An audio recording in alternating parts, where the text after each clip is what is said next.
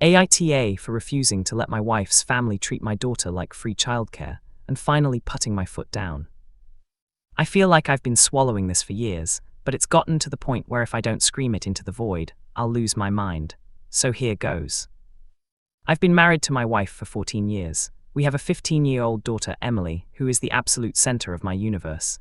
She's kind, artistic, responsible, just a genuinely good kid. I couldn't have asked for a better daughter.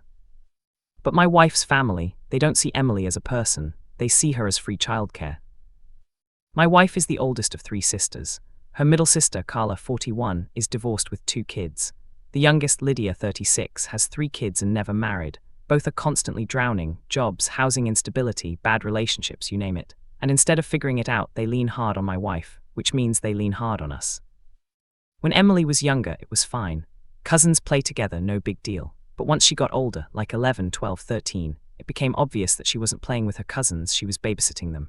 At every family barbecue, birthday, holiday, random, let's all get together, the routine was the same. Carla and Lydia dumped their kids on Emily, then disappeared to drink wine and gossip. Emily would spend hours corralling 5 younger cousins while the adults laughed upstairs. And Emily never complained.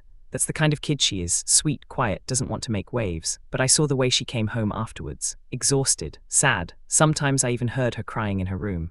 One night I asked her what was wrong, and she whispered, "Dad, why does nobody in Mom's family want me around unless it's to watch their kids?" That broke me. I told my wife, she brushed it off, said that's just what happens when you're the oldest cousin. It builds responsibility. I did the same thing. I argued, but she doubled down. I dropped it, but I never forgot how easily she dismissed our daughter's feelings. Fast forward to a month ago, we hosted a barbecue. Predictably, Carla and Lydia shoved their kids at Emily. Emily came up to me on the verge of tears and begged not to do it again. I told her she didn't have to. She went upstairs. Cue Carla storming up and banging on Emily's door, yelling, "Stop being rude and come play with the kids." I intercepted and told her Emily wasn't available. Carla lost it, saying Emily was selfish and it was her duty as the oldest cousin. Lydia joined in, calling Emily weird.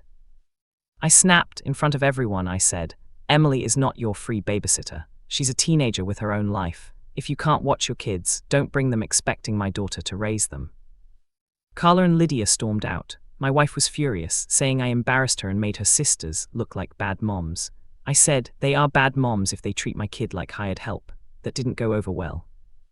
Now the whole extended family is acting like I burned the house down. Passive-aggressive Facebook posts, group chat guilt trips, my wife quietly liking their posts while glaring at me at home.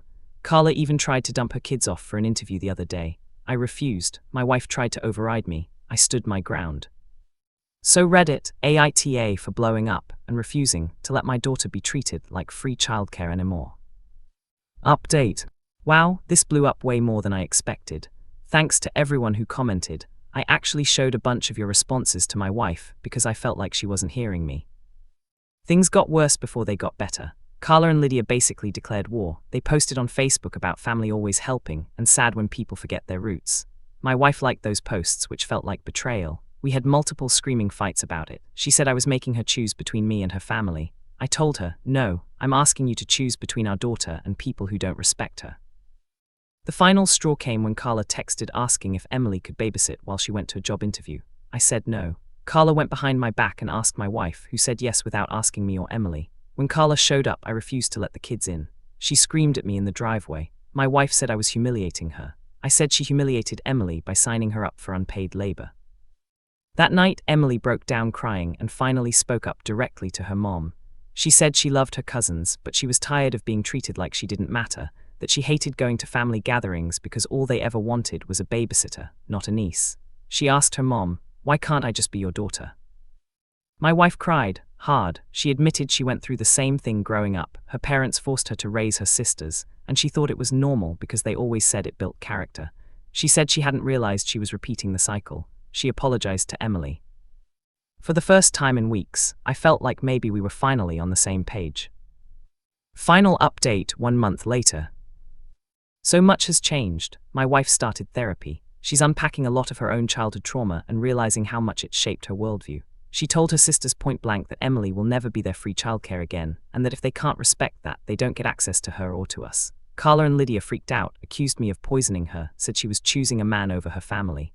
My wife told them, I'm choosing my daughter. Since then, Carla and Lydia have basically cut us off, which honestly, peaceful. My wife misses them sometimes, but she also admitted she feels lighter without the constant demands. And Emily, she's thriving. She joined her school's art club, made new friends, and even started babysitting for neighbors on her own terms for money and when she actually wants to. She told me she doesn't mind babysitting, she just wants it to be her choice. She's smiling more, she's laughing more, and she finally feels respected. As for me and my wife, we're rebuilding. It's been rocky, but she told me the other night she's grateful I stood up for Emily when she didn't. She said she wants to break the cycle for good. So no, I don't feel bad anymore for that barbecue blow-up. Maybe it wasn't polite, but it needed to be said. My daughter is not free labor. She is not invisible. She is not her aunt's crutch. She's my kid, and if being her dad means being the villain in everyone else's story, I'll play that role gladly, because in her story, I get to be the hero.